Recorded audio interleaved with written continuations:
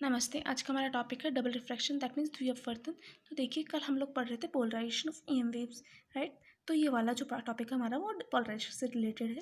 तो देखिए, इसके अंदर क्या होगा हमारा, एक अनपोलराइज्ड लाइट है, एक ordinary unpolarised light, that means एक सामान्य अध्रुवित प्रकाश है जिसे हम लोग एक स्पेशल टाइप के क्रिस्टल के ऊपर जब इंसिडेंट करवाते हैं तो क्या होता है कि ये जो हमारी रे थी वो दो रिफ्रैक्टेड रेज में स्प्लिट हो जाती है, दैट मीन्स दो अपवर्तित किरणों में बट जाती है। इस फिनोमेना को हम लोग बोलते हैं डबल रिफ्रैक्शन, दैट मीन्स द्वि अपवर्तन। तो देखिए, जो जिन क्रिस्टल्स के अंदर हमारी ये प्रॉपर्टी होती है उन्हें हम लोग बोलते हैं डबल रिफ्रैक्टिंग क्रिस्टल्स। तो देखिए, इसके एग्जांपल्स हमारे नॉर्मली कैल्साइट, टॉर्मलाइन और क्वार्ट्ज क्रिस्टल्स। ये दो तरीके के होते हैं डबल रिफ्रैक्टिंग क्रिस्टल्स हमारे। एक होते हैं यूनिएक्सियल क्रिस्टल्स, एक होते हैं बाईएक्सियल क्रिस्टल्स। हम लोग क्या करेंगे, यूनिएक्सियल क्रिस्टल्स को डिटेल में पढ़ेंगे। तो यूनिएक्सियल क्रिस्टल्स हमारे जो होते हैं उनके अंदर हमारी एक प्रॉपर्टी होती है मेनली कि इसमें हम लोगों को क्या हो रहा था, डबल रिफ्रैक्शन के अंदर दो रिफ्रैक्टेड रेज मिल रही थी। ये दोनों की दोनों रिफ्रैक्टेड रेज एक ही दिशा के अंदर सेम वेलोसिटी के साथ में ट्रैवल करती है और उस दिशा को हम लोग बोलते हैं ऑप्टिक एक्सिस। इस यूनिएक्सियल क्रिस्टल में हमारी क्या होती है, ओनली एक ऑप्टिक एक्सिस होती है। तो देखिए, इन दोनों में से एक किरण हमारी होती है वो ordinary laws of reflection, that means सामान्य अपवर्तन के नियम होते हैं उन्हें फॉलो करती है, और दूसरी जो होती है हमारी वो इन्हें फॉलो नहीं करती है।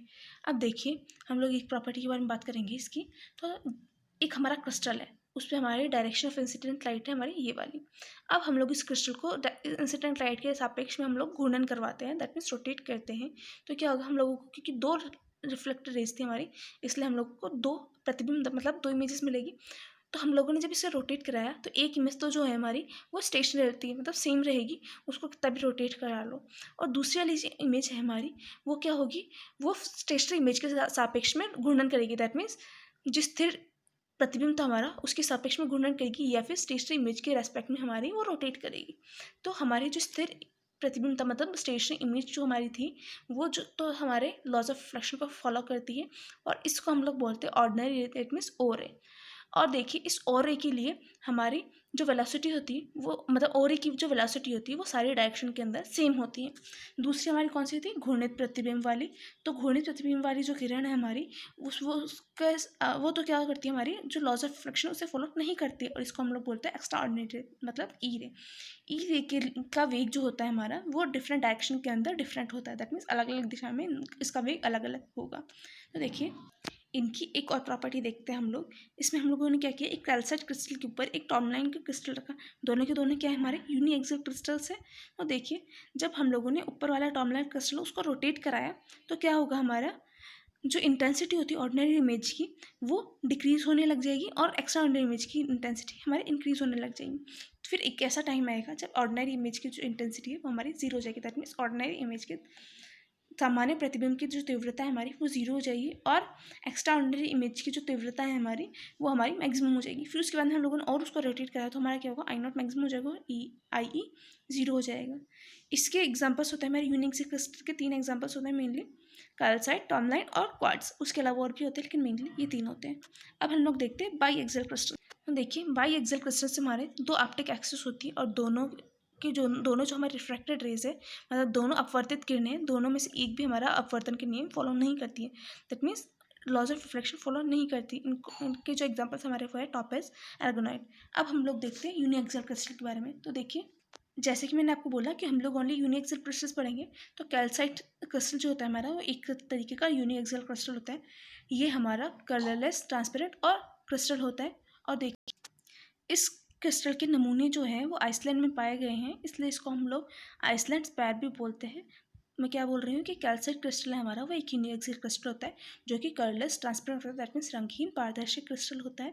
इस क्रिस्टल के नमूने स्पेसिमेन हमें आइसलैंड में भी पाए गए हैं, इसलिए हम नॉर्मली मेनली आइसलैंड में पाए जाते हैं, इसलिए हम इसको आइसलैंड स्पैर भी बोलते हैं। इसका जो केमिकल फॉर्मूला होता है हमारा वो क्या होता है, CaCO3, मतलब क्रिस्टलाइज CaCO3 होता है हमारा कैल्साइट क्रिस्टल। अब देखिए, इसके अंदर मैंने बोला आइसल और स्पैर दो होंगे, तो अब इनको जब हम लोग ब्रेक करते हैं मतलब तोड़ते हैं तो वो दो सिंपल रैम्बोहेड्रन में कन्वर्ट हो जाता है। और रैम्बोहेड्रन जो होता है मेरा वो 6 फेसेस से बाउंडेड होता है, जिसके आपको पता है। और जो हमारी हर फेस होती है रोम्बोहेड्रन की सारी पैरेललोग्राम होती है। पैरेललोग्राम हमारा क्या होता है, इस तरीके का कुछ दिखता है, राइट। इसके अंदर ये दो जो एंगल होते हैं हमारे वो सेम होते हैं और ये दो एंगल हमारे सेम होते हैं। तो देखिए, ये दोनों जो होंगे हमारे वो 90 डिग्री से कम होंगे, दैट मीन्स ये दोनों के दोनों तो हमारे 78 डिग्रीज़ के लगभग के होते हैं, और ये दोनों के दोनों हमारे होते हैं 102 डिग्रीज़ के लगभग के इस वाले क्रिस्टल के अंदर, कैल्साइट की जब हम लोग बात करें उसके अंदर। तो देखिए डी और एफ, ये दो जो हमारी अपोजिट डायगनल्स है, हमारे डायगनल अपोजिट डायगनल्स है, उनके लिए ये एक चीज़ होती है कि इसके जो तीनों एंगल्स मिलेंगे हम लोगों को, मतलब angle H D C, angle H D A और angle D A D C, तीनों के तीनों क्या हो गए 90 डिग्री से ज़्यादा होते हैं, इतने ऑब्ट्यूज होते हैं, इसलिए हम लोग इन दोनों कॉर्नर्स को हम लोग बोलते हैं ब्लंट कॉर्नर्स। और बाकी के जो कॉर्नर्स हमारे A B C E H G, वो चारों तीनों छः के छः कॉर्नर जो होते हैं उसके लिए हमारे क्या होते हैं, दो एंगल्स तो हमारे एक्यूट होंगे, एक ऑब्ट्यूज एंगल मिलेगा, मतलब दो तो हमारे 90 डिग्री से कम वाले एंगल्स होंगे और एक 90 डिग्री से ज़्यादा वाला एंगल मिलेगा। यहाँ पर तो हमारी इसकी ज्योमेट्री जो है वो तो कंप्लीट होती है। अब देखिए हम लोग बात करते हैं इसकी ऑप्टिक एक्सिस के बारे में, दैट मीन्स प्रकाशिक वक्र अक्ष के बारे में। तो देखिए इसके प्रकाशिक अक्ष के लिए हम लोग क्या करते हैं, मतलब प्रकाशिक कैसी होती है कि इसके कोई भी एक ब्लंट कॉर्नर हम लोगों ने लिया, उससे हम लोग एक लाइन खींचे, वो इस तरीके से खींची कि ये जो तीनों फेसेस हमारी 1 2 3 तीनों से हमारे सेम डिस्टेंस पे हो ये लाइन, इस तरह की हम लोग लाइन खींचते हैं। अब वो जहाँ पर एंड करेगी और क्रिस्टल से बाहर निकलेगी, वो पूरी की पूरी एक्सिस जो होती है हमारी, वो होती है हमारी ऑप्टिक्स एक्सिस, मतलब ये वाली जो इसकी जो दिशा होगी इस लाइन की, उसको हम लोग बोलते हैं ऑप्टिक एक्सिस। तो देखिए यदि हम लोग क्या करें, उसकी जो तीनों साइड से मतलब छः की जो दोनों साइड्स होगी वो बराबर हो, मतलब ये वाला और ये वाली फेस है, दोनों की लेंथ जो है हमारी वो बराबर हो, तो हमारा क्या होता है कि ऑप्टिक एक्सिस जो है वो डी से एफ के पास, मतलब डी एफ वाली जो लाइन है उससे निकलती है, तो मतलब डी एफ जो होगी हमारी वो ऑप्टिक एक्सिस बन जाएगी। अब हमारा नेक्स्ट आता है प्रिंसिपल सेक्शन। तो देखिए ये प्रिंसिपल सेक्शन एक तल होता है जिसमें हमारा क्या होता है, ये ऐसा तल होता है जो कि ऑप्टिक एक्सिस होती है इसके अंदर, मतलब अपने एक जैसे ऑप्टिक एक्सिस ली तो ऑप्टिक एक्सिस पूरी की पूरी इस तल के अंदर होगी, और ये क्रिस्टल जो कि अपोजिट फेसेस के जो है वो परपेंडिकुलर होता है, तो इसको हम लोग बोलते हैं प्रिंसिपल सेक्शन।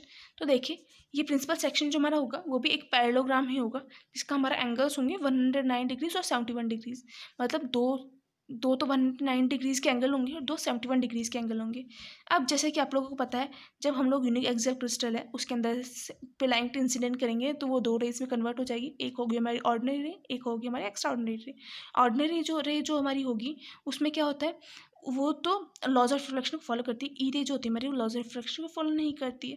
तो देखिए लेकिन हम लोग, मैंने क्या बोला था, ई और ये या ई रे दोनों होगी, दोनों के दोनों सेम वेलोसिटी के साथ ट्रैवल करते हैं, इसलिए दोनों का जो होगा रिफ्रैक्टिव इंडेक्स सेम होगा, मतलब अपवर्तनांक सेम होगा।